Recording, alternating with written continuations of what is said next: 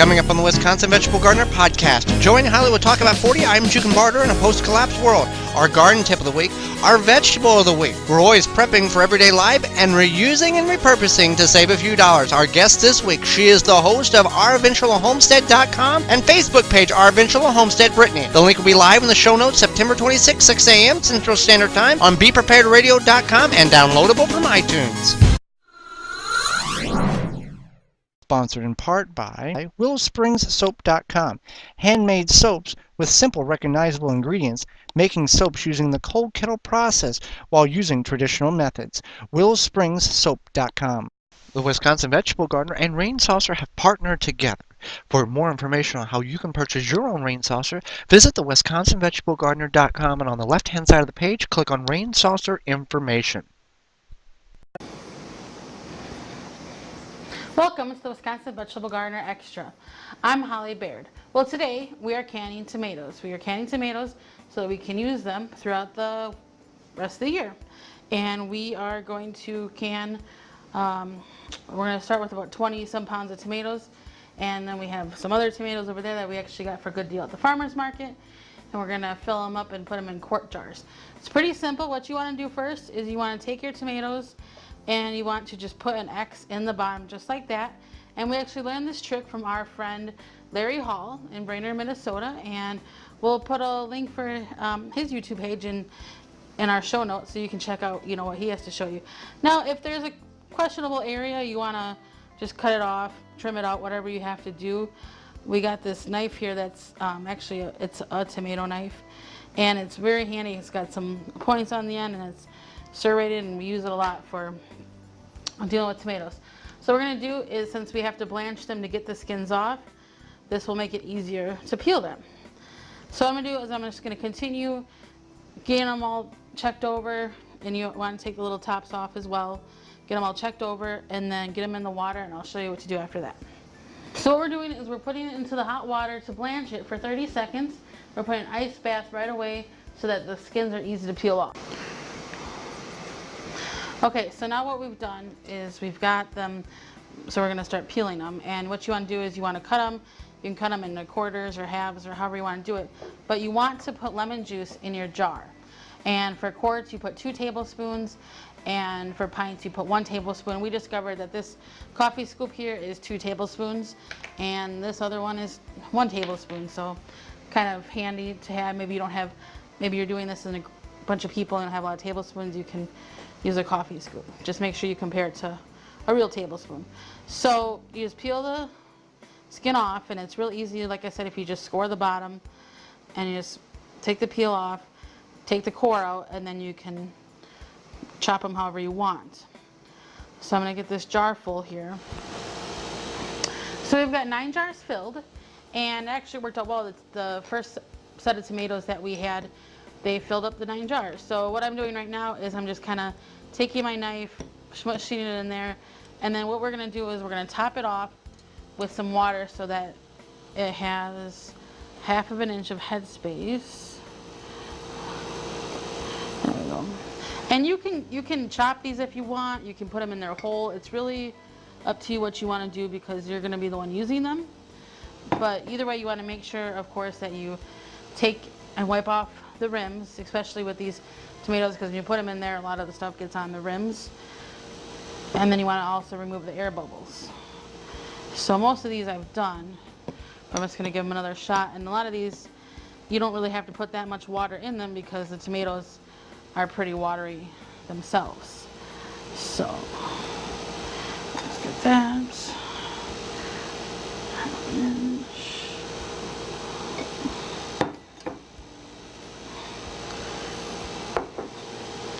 And then also I want to mention, as you know, we have the Facebook featured page of the week. And this week is terrier season. We'll have a link to their website and their Facebook page as well in our show notes. But they are located in Arizona. And they're a husband-wife couple. And they sell heirloom seeds, open pollinated heirloom seeds, flower seeds, vegetable seeds, and herb seeds. And they believe in holistic and environmental goodness, and they sell the seeds. So you can check out their Facebook page or their website. We'll put that in the show notes as well. And they're a great company, located just in Arizona.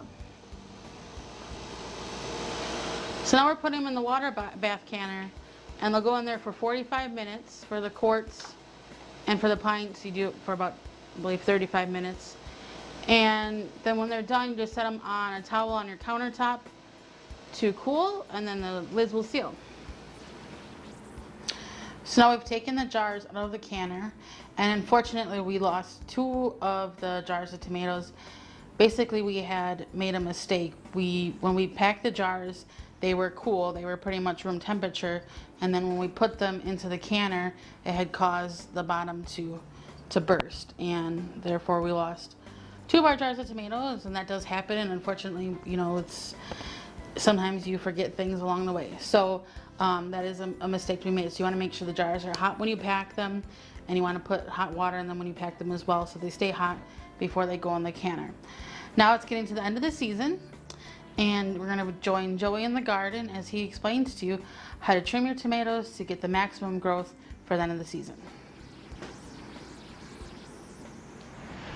So we're in the small garden, and we're going to do a little trimming on our tomato plants because it's the middle of September, and we want our tomato plants to fulfill the fruits that they have on already. They're not putting a whole lot more fruit on the vine. There's a few small ones here, but due to the drought, we're trying to keep them watered.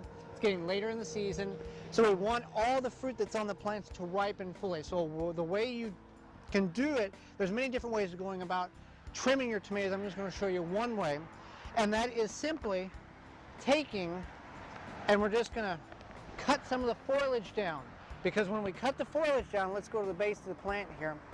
We've got the nice stem here coming out of the ground. So what we're going to do is we're going to cut all of this excess foliage back.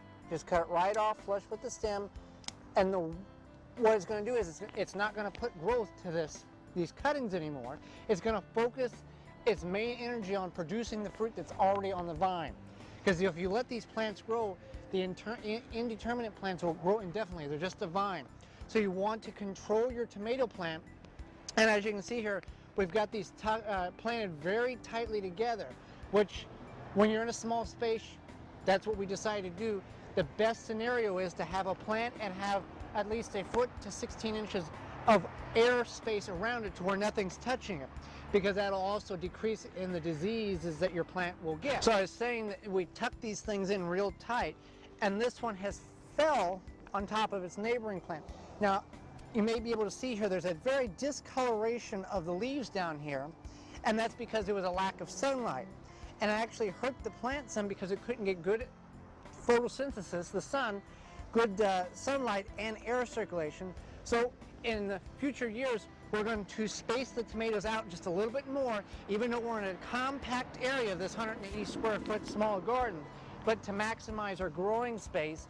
But we do want to give air circulation to the plant to keep them from laying on top of one another, causing dead leaves, causing the potential of more diseases that the plant can pick up, which will hinder fruit production. So you just want to go in here, and like for example here, I'm going to look real careful to make sure there's no tomato plants or no little buds on here, and I'm going to cut it flush with the stem, put that in the compost bin, and that's going to focus more of the nutrition coming out of the ground up into the main portion of the plant and work on ripening and getting these fruits as large as possible before the season ends. Now there's many different ways to go about doing this, like I said, but this is just one way. You want to gently, what we do, and then that's just remove the stalk, the foliage along the bottom of it, and then we'll come in the top. For example here, there's nothing here, so I'm just gonna cut it back, just to take some of that energy that it could potentially put into that top growth, cut it off so the energy goes to the fruit. Just a simple way of controlling your tomato plants and getting as much production off of them before the end of the season.